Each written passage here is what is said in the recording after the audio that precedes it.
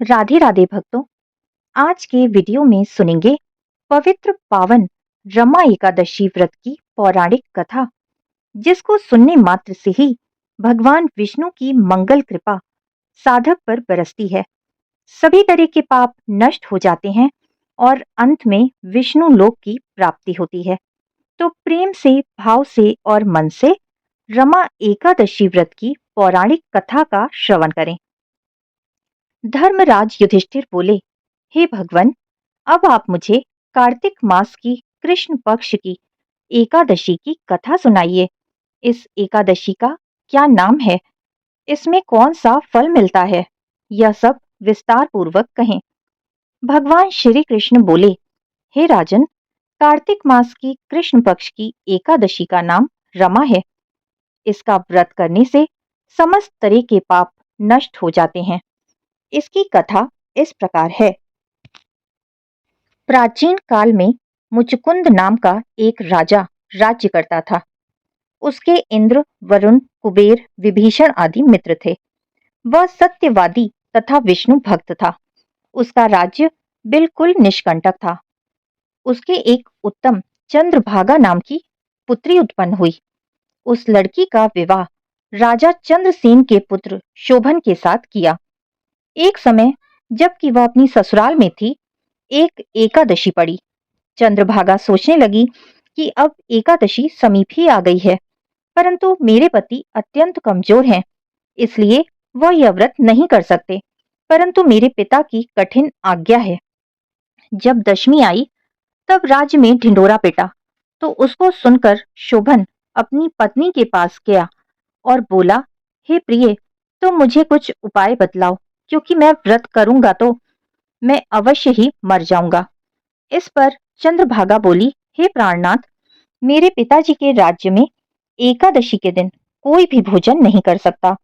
यहाँ तक कि हाथी, घोड़ा, ऊंट, पशु आदि भी तृण, अन्न, जल आदि ग्रहण नहीं करते। फिर यहाँ मनुष्य कैसे भोजन कर सकते हैं? यदि आप भोजन करना चाहते हैं तो दूसरे स्थान को चले जाएं, क्योंकि यदि आप इसी स्थान पर रहेंगे तो आपको व्रत अवश्य ही करना पड़ेगा। इस पर शोभन बोला, हे प्रिय, तुम्हारा कहना बिल्कुल सत्य है। अब मैं व्रत अवश्य ही करूंगा। भाग्य में जो लिखा है वो होगा। ऐसा विचार करके उसने एकादशी का व्रत किया और भूख और प्यास से अत्यंत पीड़ित होने लगा। सूर्य भगवान भी अस्त हो गए और जागरण के लिए रात्रि हुई। वह रात्रि शोभन को दुख देने वाली थी। दूसरे दिन प्रातः से ही पूर्व शोभन इस संसार से चल बसा। राजा ने उसके मृतक शरीर को दहन करा दिया।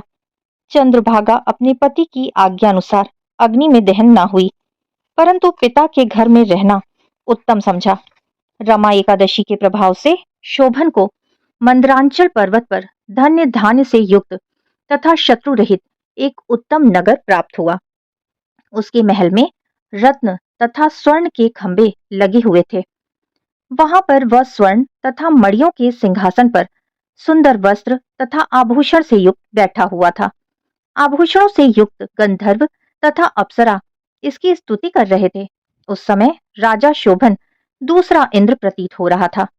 एक समय मुचकुंद नगर में रहने वाला एक सोम शर्मा नाम का ब्राह्मण तीर्थ यात्रा के लिए निकला। उसने घूमते घूमते उसको देखा। वह ब्राह्मण उसको अपने राजा का जमाई जानकर उसके निकट गया। राजा शोभन ब्राह्मण को देख आसन से उठ खड़ा हुआ और अपने श्वशुर तथा स्त्री चंद्रभागा की कुशलता को पूछने लगा।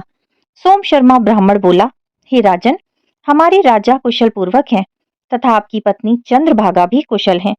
अब आप अपना वृतांत बतलाइए। मुझे यह बड़ा आश्चर्य है कि ऐसा विचित्र और सुंदर नगर, जिसको ना तो मैंने कभी सुना और ना ही कभी देखा है, आपको किस प्रकार प्राप्त हुआ? शोभन बोला कि हे देव, यह सब कार्तिक मास की कृष्ण पक्ष की रमा एकादशी के व्रत का प्रभाव है। इसी से मुझे यह अनुपम नगर प्राप्त हुआ है, परंतु यह अध्रुव है। इस पर ब्राह्मण बोला, हे राजन, यह अध्रुव क्यों है और ध्रुव किस प्रकार हो सकता है? सो आप मुझे समझाएं। मैं आपके कहे अनुसार ही करूंगा। आप इसको बिल्कुल छूट ना समझें। शोभन बोला, हे देव, मैंने अश्रद्धा पूर्वक व्रत किया था, उसके प्रभाव से मुझे यह नगर प्राप्त हुआ। इसलिए मैं इसे अध्रुव मानता हूँ। यदि तुम इस वृतांत को राजा मुचुकुंद की पुत्री चंद्रभागा से कहोगे तो वह उसको ध्रुव बना सकती है। ब्राह्मण ने वहां आकर चंद्रभागा से समस्त वृतांत कह दिया।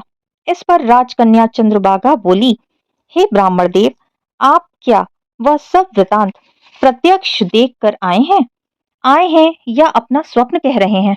इस पर ब्राह्मण बोला, हे पुत्री, मैंने तेरे पति शोभन तथा उसके नगर को प्रत्यक्ष देखा है, परंतु वह नगर अध्रुव है। तू कोई ऐसा उपाय कर जिससे कि वह ध्रुव हो जाए। इस पर चंद्रभागा बोली, हे महाराज, आप मुझे उस नगर की ओर ले चलिए। मैं अपने पति को देखना चाहती हूँ। मैं अपने व्रत के प्रभाव से उस नगर को ध्रुव बना लूंगी। चंद्रभागा के वचनों को सुनकर वह ब्राह्मण उसको मंदरांचल पर्वत के पास वामदेव के आश्रम को ले गया। वामदेव ने उसकी कथा को सुनकर चंद्रभागा का मंत्रों से अभिषेक किया। चंद्रभागा मंत्रों तथा व्रत के प्रभाव से दिव्य देह धारण करके पति के पास चली गई। शोभन ने अपनी स्त्री चंद्रभागा को देखकर प्रसन्नता पूर्वक उसे अपने वाम अंग में बैठाया। चंद्रभागा बोली, हे प्राणनाथ, अब आप मेरे पुण्य को सुनिए। जब मैं अपने पिता के घर में 8 वर्ष की थी, तभी से मैं सविधि एकादशी का व्रत करने लगी हूँ। उन्हीं व्रतों के प्रभाव से आपका यह नगर ध्रुव हो जाएगा और समस्त कर्मों से युक्त होकर प्रलय के अंत तक रहेगा। चंद्रभागा दिव्य रूप धारण करके तथा दिव्य वस्त्रालंकारों से सजकर अपने पति के साथ आनंद पूर्वक रहने लगी और शोभन उसके साथ आनंद पूर्वक राज्य करने लगा। हे राजन, यह मैंने रमा एकादशी का महात्म्य कहा। जो मनुष्य रमा एकादशी के व्रत को करते हैं, उनके समस्त ब्रह्म हत्या आदि के पाप नष्ट हो जाते हैं। जो मनुष्य रमा एकादशी का महात्म्य सुनते हैं, वह अंत समय में विष्णु लोक को जाते हैं। रमा एकादशी व्रत कथा संपूर्णम।